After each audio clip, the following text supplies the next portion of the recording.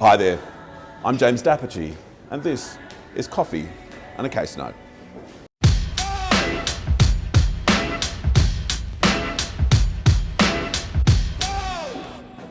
Fucking Sam. Team, today we are going to talk about being ambushed while doing a social media project for work. We are going to talk about a superannuation fund, and this is not your granddad's self-managed superannuation fund. This is a super fund managed by a trustee, has about 80,000 members and about $10.5 billion in funds under management. And what happens, sorry, just getting ambushed. What happens is that the trustee of that trust approaches the Supreme Court of New South Wales to seek judicial advice. And you can seek judicial advice pursuant to Section 63 of the Trustee Act. And essentially, what seeking judicial advice is almost asking the court a yes or no question. It's a trustee in the course of the administration of their trust coming to the court and saying, court, would I be justified in going down course X? In doing this thing, would I be justified? And if the trustee gets the advice of the court, the trustee is entitled to rely on that advice to protect itself in relation to going ahead on that course. Now, the advice the trustee is seeking today is, hey court, would I be justified in paying myself some fees from the fund? Because the trustee had not previously been paid fees for its work. Let's dive into some of the finer details of the fact pattern here so we can understand what's going on. So we've got this trustee, we've got this super fund that was previously set up for educators relating to a specific religion and then sort of broadens out to be made available to any members who pay the appropriate fees and all that sort of stuff. And in the past, there's no fee charged by the trustee.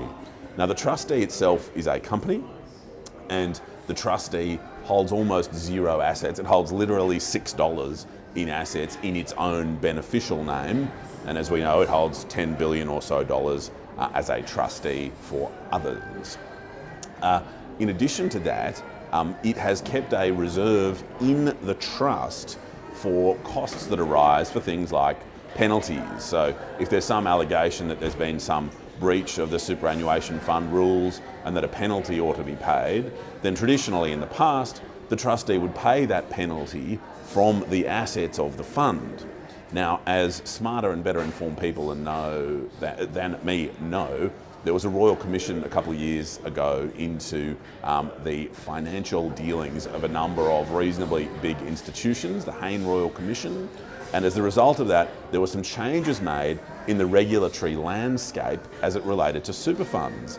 And one of those changes was that trustees of super funds are no longer entitled to be indemnified from trust funds in relation to certain types of penalties. So if you'll remember, we've got our trustee who has $6 to their name, well, 10.5 billion and $6, but only 6 of those are its own money. And so if a civil penalty was ever applied to them, what they would do in the past is just grab some of the reserve in the super fund to pay that.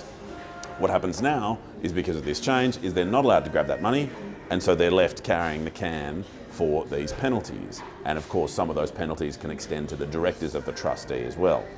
And the reason for amending the trustee, the reason for this application, remember, is that the trustee wants to be paid fees.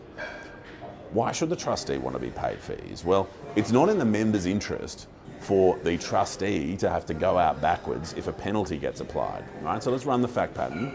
Let's say there's some penalty breach and a $10,000 fine or whatever is applied. Well, the trustee is not going to be able to meet that. So the trustee gets placed into liquidation. Then we probably need an administrator appointed to the assets of the trust, and then we probably need a new trustee appointed. And that might sound like a short, quick explanation, but you can take it from me that that would be a very expensive, time-consuming process. And of course, all that money and time would weigh on the members of the fund. And so it's actually in the members' interest that the trustee is not just wound up for failing to tick a box or whatever minor penalty might arise. And so what the trustee does is seek to be paid a fee and that fee will be, the trustee says, handled and put aside in a special reserve fund that the trustee will hold for itself, and that it will manage in accordance with certain protocols that it puts before the court. And so here's the application. The trustee puts before the court all this sort of evidence of its commercial position, some of which remains confidential and is not published because it would put the commercial interest of the trustee at risk if that information was publicly available. But in any case, all the information is put before the court. And at paragraph 130 of the judgment, if you're inclined to go there, there's a very respectfully, very useful summary of a lot of the outstanding points. But essentially, we have this trustee who's only got $6 to its name. The trustee is not really in a position to go and fundraise and borrow money. The trustee does not outsource any of its work, so it's not as if it can go get an indemnity from some third party who's doing its work. The trustee is doing all its work itself, and this work is high volume, high complexity stuff, and so it's hard and there's lots of it, and so the chance of a little minor infraction is a genuine one, and it's a real risk, and all of that risk rests on the trustee, and those risks have just increased substantially with the change in the law following the Hayne Royal Commission. And so we find ourselves in a scenario where the court is considering whether fees should be paid to the trustee so that a little fine isn't going to send the whole scenario going out backwards. The very short point is that the court considers the proposed amendment to be proper and to be lawful, and the court gives the advice that it would be appropriate for the trustee to be paid fees.